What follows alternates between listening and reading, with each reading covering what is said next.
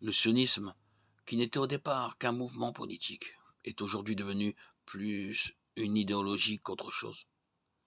Le sionisme est un mouvement international pour le retour du peuple juif à Tzion, la terre d'Israël, tout en exerçant le droit de conserver l'autorité gouvernementale sur l'État d'Israël qui lui a été promis dans les Écritures hébraïques. Les racines du sionisme se trouvent dans les chapitres 12 et 15 de la Genèse, dans lesquels Dieu conclut une alliance avec Abraham, en lui promettant que ses descendants hériteraient du territoire situé entre l'Égypte et l'Euphrate. Étant donné que le sionisme a commencé comme un mouvement à motivation politique, il existe parmi les non-juifs laïcs et les juifs non religieux une ligne de pensée affirmant que le contexte religieux du peuple juif n'a rien à voir avec le sionisme. On soutient que le sionisme était plutôt une réaction du peuple juif à la persécution mondiale pendant la Première et la Seconde Guerre mondiale. Aucune nation ne voulait les accueillir, alors ils ont été forcés de créer leur propre nation, la terre de leurs ancêtres étant l'endroit le plus propice. Quoi qu'il en soit, le mouvement sioniste, né à la fin des années 1890, a trouvé son accomplissement en 1948, lorsqu'Israël a été officiellement reconnu comme État et a obtenu la souveraineté en tant que nation par les Nations Unies. C'est à ce moment-là que techniquement le mouvement sioniste politique a pris fin et que l'idéologie du sionisme a commencé et en tant que tel est devenu un sujet très débattu.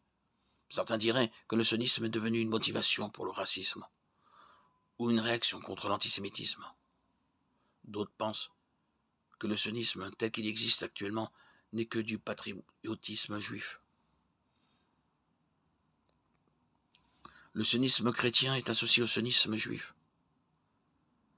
Le sionisme chrétien est simplement le soutien des non-juifs au sionisme juif basé sur les promesses faites à Israël, contenues dans la Bible, dans des passages tels que Jérémie 32 et Ézéchiel 34.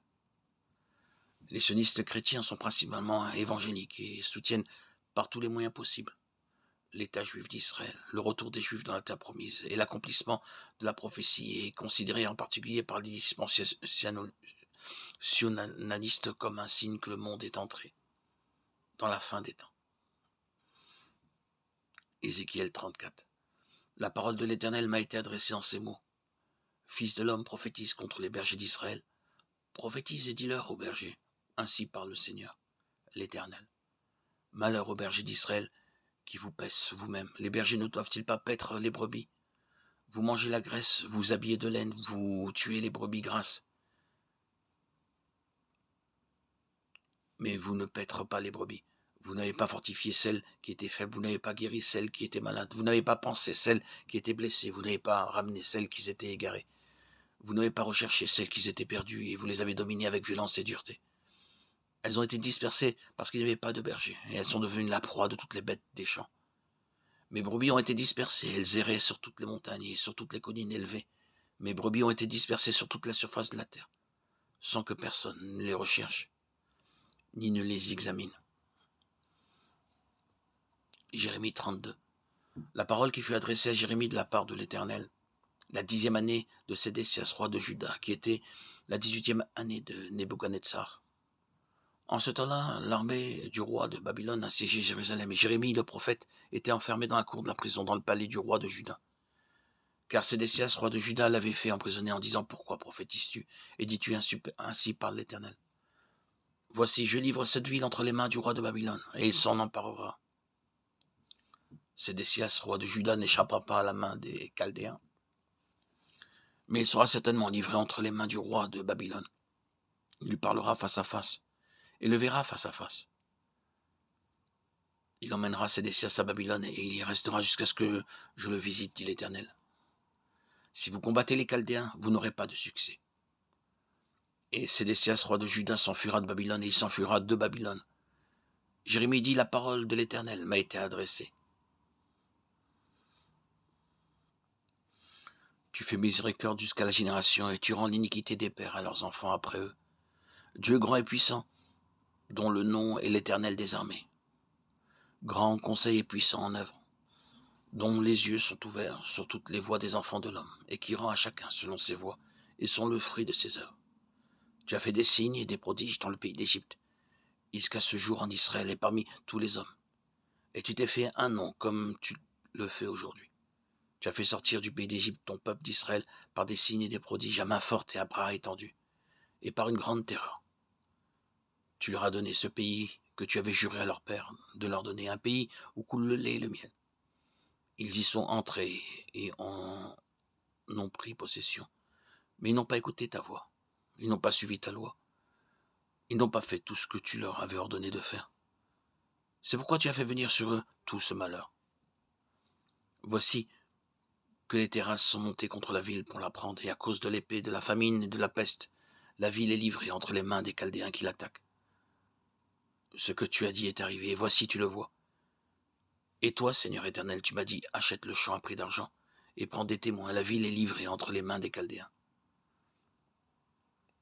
La parole de l'Éternel fut adressée à Jérémie en ces mots. Voici, je suis l'Éternel, le Dieu de toute chair. Y a-t-il rien qui me soit difficile?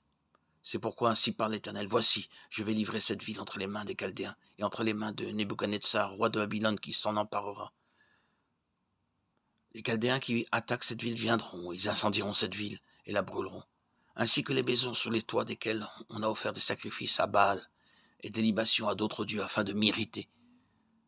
Car les enfants d'Israël et les enfants de Juda n'ont fait que ce qui est mal à mes yeux, dès leur jeunesse. Les enfants d'Israël n'ont fait que m'irriter par les œuvres de leurs mains, déclare l'Éternel. Cette ville a suscité ma colère et ma fureur. Depuis le jour où elle a été bâtie jusqu'à ce jour, je l'éloignerai de ma vue. À cause de tous les dieux qui ont fait cela. Ils m'ont tourné le dos et non le visage, et malgré ma révérence, ils n'ont pas écouté pour recevoir instruction. Ils ont placé leur abomination dans la maison sur laquelle mon nom est invoqué pour le souiller.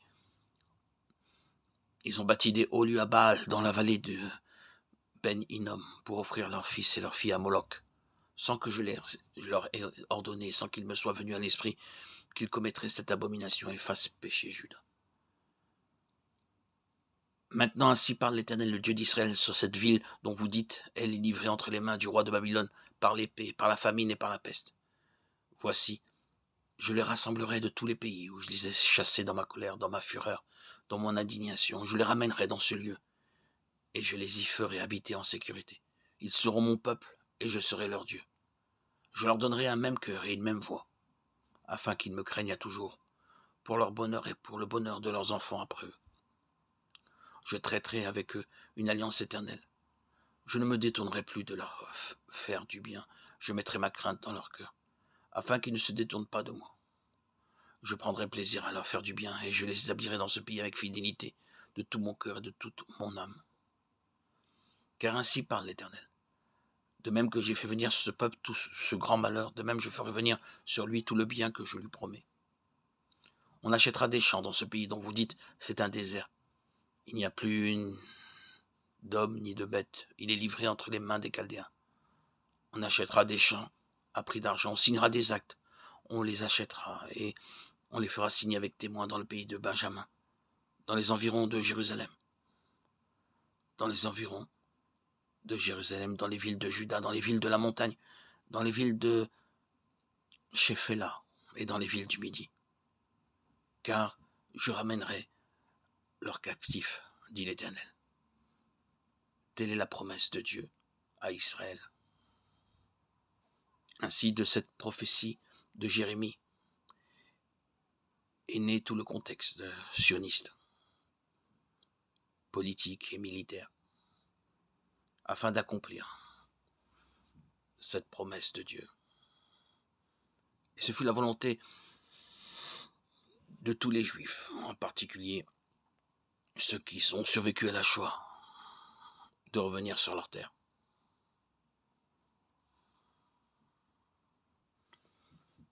Le sionisme était né